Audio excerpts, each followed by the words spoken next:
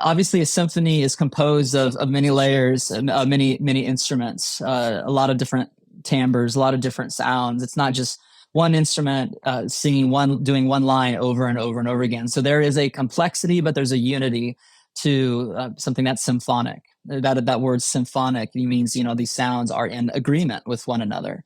And so you have a motif, right? You have a theme for the song, the piece that is being played. Yet there's all these different instruments that work in a chord, that work in harmony, and that gives it a three-dimensionality, or because there's time involved, like a four-dimensionality and a depth.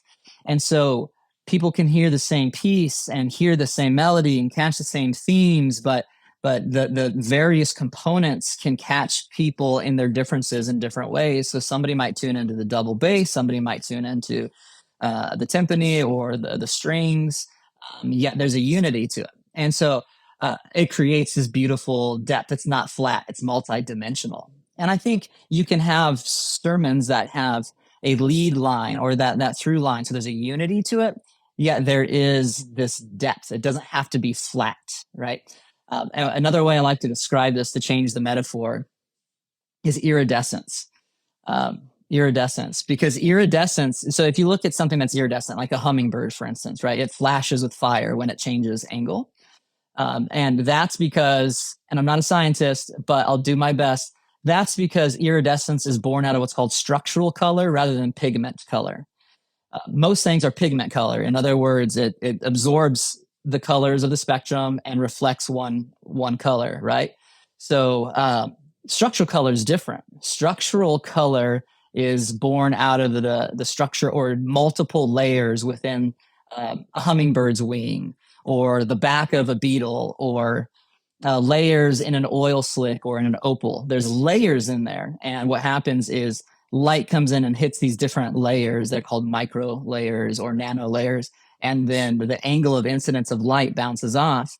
And so the color changes based upon the viewer's position and the angle of light. That's why we have a lot of hummingbirds in our backyard. I was sitting there the other day, and there was this hummingbird at the feeder, and he looked, almost grayish, just kind of this dark bird. And then in an instant, the bird turned, and he flashed fire. Like suddenly it was ruby throated, and the wings were turquoise and emerald, and he just like flashed like this spectral fire, and then he was off. He flew away, right?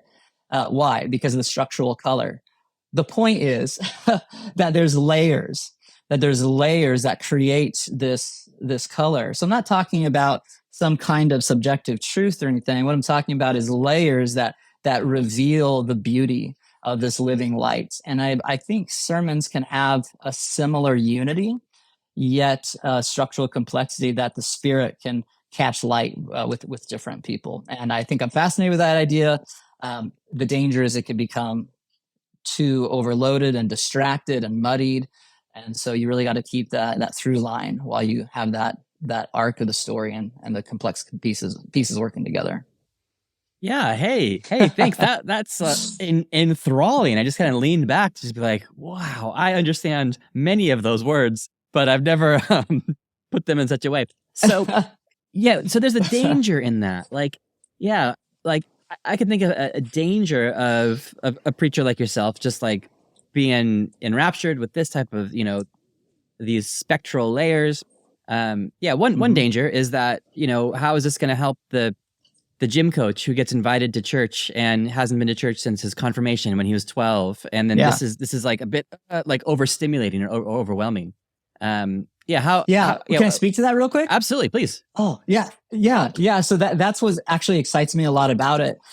So instead of it being an overly like academic and abstract kind of thing, it creates a lot of access points for people. So one of the ways I try to think about it, and these, I don't necessarily like the names of these categories, but you have people who are going to be there, at least we do in our context, who are hearing these things for the first.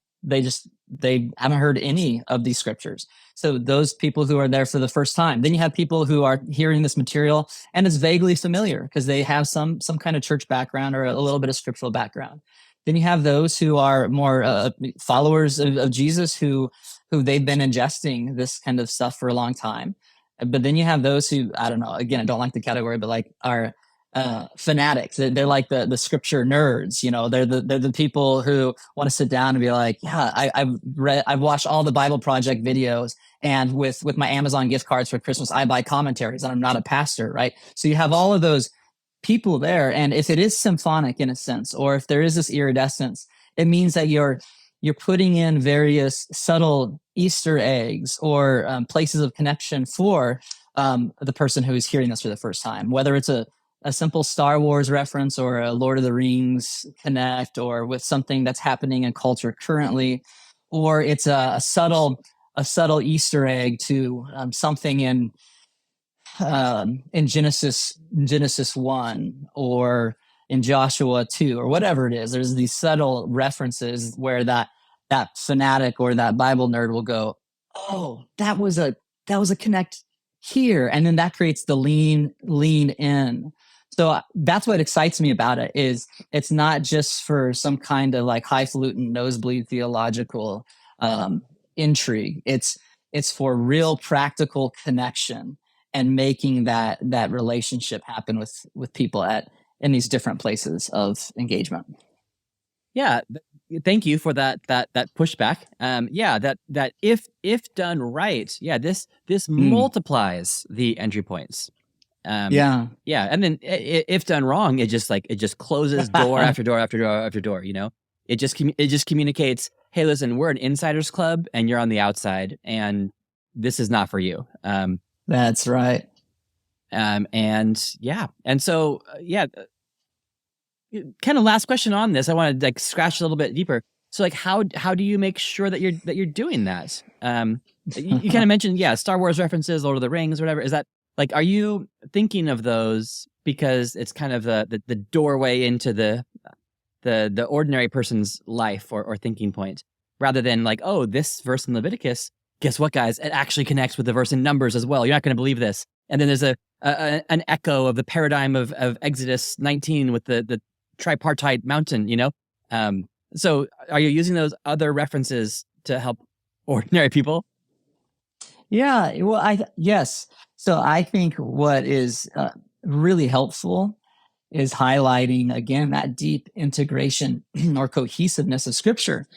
Because a lot of people, in my experience, come in and think, well, Scripture is this, there's a book with these sayings and, there's wise things in there maybe, but they don't see it in this cohesive way. And when you begin to see the brilliance of the design, and that Genesis has something very much to do with John chapter whatever, or Leviticus chapter 23 is deeply woven with what Jesus is saying in John 7 and 8.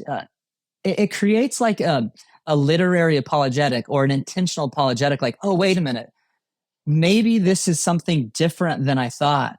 And maybe there is a God who's orchestrating these things because these things fit. These pieces fit. And that does something to somebody who's listening versus just like, it's all scattered in these broken pieces, and then here's a little piece to look at. You're bringing it together, and there's something like if you watch a mystery movie or you watch just a really well done film, and at the end you see how all these threads come together, and there's that moment, you go, oh, this was intentionally beautifully done, and it moves you. There's something similar that happens when people see the pieces of Scripture come together in a portrait of Christ painted.